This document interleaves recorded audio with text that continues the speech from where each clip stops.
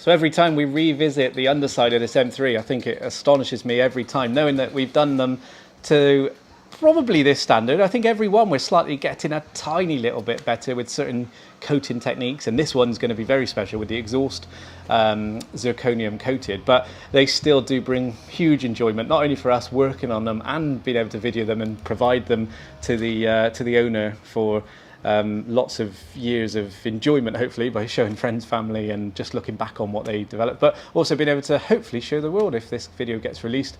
We'll check with the owners first before that's the case, but like I say, it's such an enjoyable process when you stand back and look at the perfect finish that we're obviously very biased on, but that is happening along the vehicle. So we've got the brake systems on now. The axle's actually in, which is obviously where we last left off when I think the fuel tank had just gone in, but a fair amount's been done. The axle was last we saw it on the brace or the jig system, and it was just about to be fitted up with drive shafts and limited slip diff. So we've had a diff overhaul, so an OEM. This is what we call a stage 2 on our website. If you have a look on the diff build page on E46, we do 6 diff versions, and this one is an option 2, which is basically a full OEM rebuild, which is once all the guts and crown wheel and gear and the GKN LSD have been separated, the casing is then media blasted and then painted in black POR 15 rust preventive paint, so that it stands up to a lot of abuse compared to the BMW finish, which flaked off after a few years. And then the internal clutch systems are rebuilt with the new modified clutch systems, and then new rear cover plate, which gives you the bushes at the back and the front, obviously new hardware, bolts, nuts like that, crown wheel and pinion rebuilt with new seals, also with new bearings front and sides, and the crush washer preload set, and obviously it's then a fully built diff. Match that with the genuine BMW drive shafts, which we're really pleased about. They've just come back into circulation after being no longer available, which was a hell of a worry for any E46 M3 fanatic, whether it be a restorer or a DIYer. It was a horrible situation, but luckily after about a 4-month wait, they've reintroduced them under a new part number. We've now got them for sale on our website, just in case you want to grab a set to put in the garage or in the loft for any future plans for yourself. So that's finished it off nicely, matched up with the zinc plated hardware, which makes a great contrast against some of the blacks and even the silvers. So we've got the anti-roll bar, which obviously powder coated with the brackets, new bushes, new drop links. The shock absorbers, the car had just come in to us having shocks fitted, which is excellent. So those were brand new, and we can never reuse those. New hardware for the handbrake system inside the drum or the brake disc assembly, new handbrake cables, the camber bushes or ball joints in the case of an M3, top and bottom, along with the zinc plated hardware. And it's not just being put in. Every time we install a fixing, whether it be a nut or a bolt, it does receive a nickel anti-seize paste or a grease system to make sure that that thread obviously engages very smoothly, but also fully coats the circumference of the threads and the internal diameters of the nuts, so that they ever need to be serviced again, they're always going to be able to come undone. They're not just going to seize up like BMW dry fitting everything on the production line and then just letting things rust and deal with it later, their sort of attitude was. Whereas we're restoring vehicles, we want them to be serviceable if they ever need to be. We want the things to come undone. And that's just the internal sections, the bits you can't get to. So the bolts and the threads that are hidden, the actual heads of the bolts and the washers and the nuts that are exposed, we will put a wax system on them to give them further protection as well. So these brake calipers have been overhauled as well at the customer request to a premium gold colour, which is why they are that finish. We can also see, I don't think we're going with the old wheel bolts, I'll check on that, but they're probably just in there at the moment.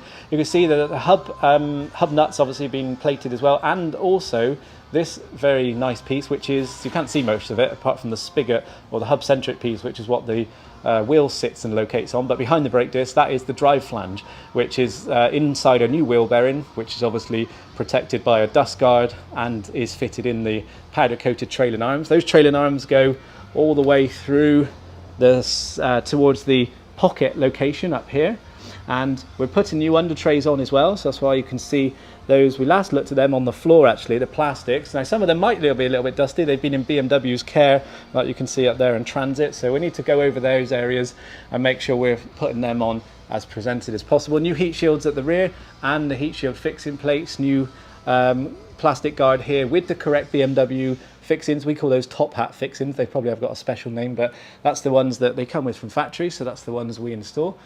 And then going backwards a little bit, looking towards the rear of the car, we've got the push rod, the fixings for the prop shaft that have been zinced as well, the heat shield protection plate for the near side front bush, and the centre plate reinforcement, in heat shield plate we're starting to see with the right hand side fuel tank guard there.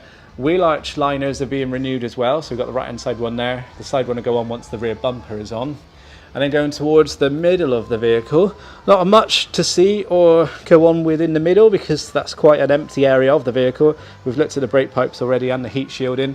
This is a nice touch, the fuel filter area here, the fuel filter tray. Now we've just done some cleaning on the gearbox because the car's having an inspection too, so we're just doing the gearbox fluid change, and we had to clean off a bit of oil that was on there, which has splashed on the newly powder coated area, but look how easy it comes off. Well, that's just with a glove. I'm going to use a microfiber with some quick detailer, and that new powder coated heat shield for the fuel filter protection, or a stone protection, will come up like brand new again as well.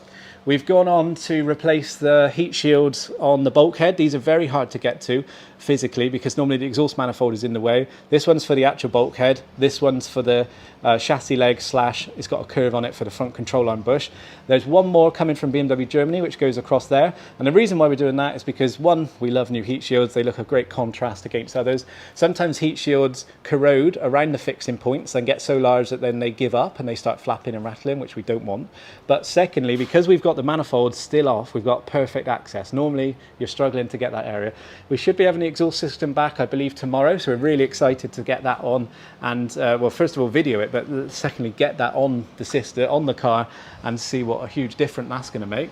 Going into the front section, we've got new wheel arch liners, main sections, and also the front corners as well.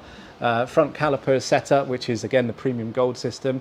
The hub nuts and the back shield plate and the cap have all been zinced as well, along with we powder coated these, as you remember, the new backing plate. So even though they were brand new and they had BMW black coat on, it's like water and always deteriorates within months, so we powder coat those. We powder coated the front kingpins as well, making sure not to get anything in the ball joint area or the contact faces where the calipers are fitting, because you absolutely have to have that contact perfectly.